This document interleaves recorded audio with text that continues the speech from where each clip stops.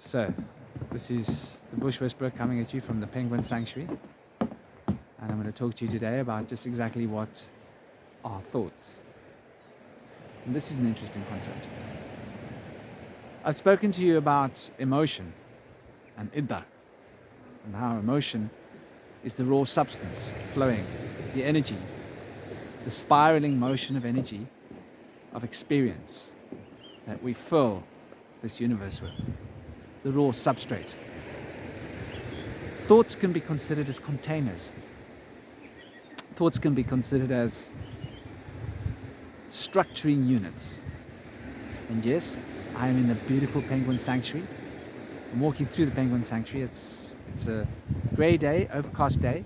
Couldn't see the sun this morning, but I'm very much aware of the fact that the sun was hiding behind the grey clouds and that the stream of vibrational frequencies were coming through the clouds. That's a thought process. And that thought structures my emotions so that my emotions can follow the structure of these thoughts. So thoughts have always been considered as the etheric template's way of structuring the reality that we live in.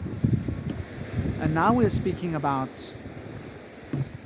essentially the etheric. And the etheric, to be understood, is there are three streams through the sun.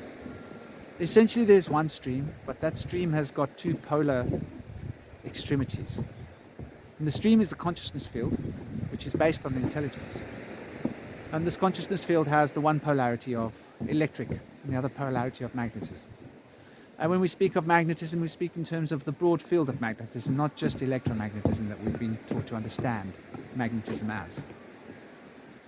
And to understand how the electric field coordinates and structures the field of the magnetic energies is to understand what is the etheric plane of consciousness. When we consider thoughts, we've got to understand that what we experience as thoughts in the body are coordinated electrical impulses moving through the central nervous system. And the central nervous system is the coordinating structuring unit.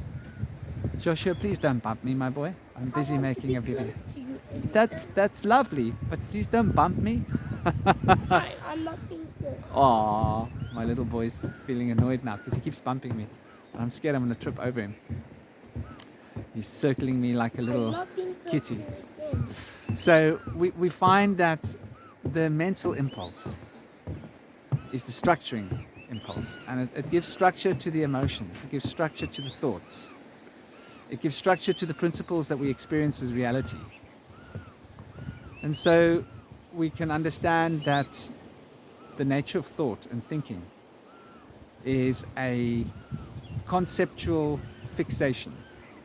I want you to consider that for a moment. And that this conceptual fixation is essentially the basis through which the emotional field is structured.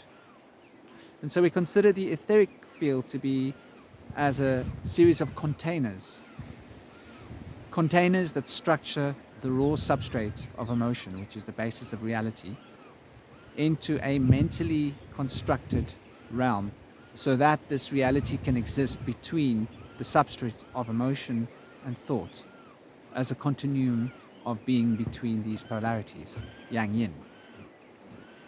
And as Pingala, because Pingala is what we are talking about when we speak in terms of the Vedic field, it is the life principle, it is the electrifying principle, it is the principle that trees are resonating toward. Being that they are of the other, they are drawn to their polar opposite and vice versa, and are able to extract sugars from this electrical principle. So it is from the electrical principle that sugars are extracted. And this is why we speak of Pingala being the life-giving part of the field, which is the right current, the rising current, if you will. And we can understand from an emotional perspective that the right current, the rising current, is essentially a strong, fiery impulse that comes from water. I want you to consider that very deeply. It's a cool process. It's cool, but it's experienced as the fiery principle by human beings. It's got to do with polarity. And the polarity of being is really fundamental when we understand how these thought containers structure the emotional field. For the emotion can be considered as, or the separate emotions can be considered as whirlings of energy, spiraling, spinning chakras, as they call them in India. And the etheric field can be structured in the form of containers. So when we speak about the Kundalini, which is the way in which the emotional field is used to awaken, we speak about the Kundalini fire awakening within one. But that's the cool current that descends. Isn't that interesting? And in the West, we speak about the cool principle of the water that brings us to a state of balance, harmony, and transcendence. This is why you'll hear words of the neshama being spoken of. And this relates to the watery principle. We're not speaking about water in terms of elemental water on the physical plane. We're speaking about the precursor to the physical elements. For the physical elements are a reflection of something which is a mental phenomenon. So the mental phenomenon of that which is fire and that which is water is a polar opposite to the physical phenomenon of that which is fire and that which is water. Depending on whether you're looking at it from the mental perspective or from the emotional perspective of the physical perspective, you will gain a different experience from it. So it's important to grasp this. It's important to keep this into perspective because it helps us. And understanding this process, I had to smell a leaf because my boy had this licorice leaf he wanted me to smell. Smell is very important for engaging this principle. See, my little boy is engaged. He's in tune with this vibrational field. He understands what daddy needs. Smell engages the rational structures of thinking. Smell engages the rational intellect in terms of the analytical processes through which this emotional field is conducted and constructed into a form of being that we can experience as reality. So thoughts, think of thoughts as structuring containers. And when you allow thoughts to flow through you, what's actually happening is you're structuring the emotions that are within you. You're giving structure to the feelings flowing through you. This is why thoughts lead to emotions and emotions lead to thoughts. And when we're in a state of emotional intensity, that will lead to a certain series of thoughts that relate to those emotions. And this is how this works. Thoughts and emotions are like yang and yin, two sides of one coin.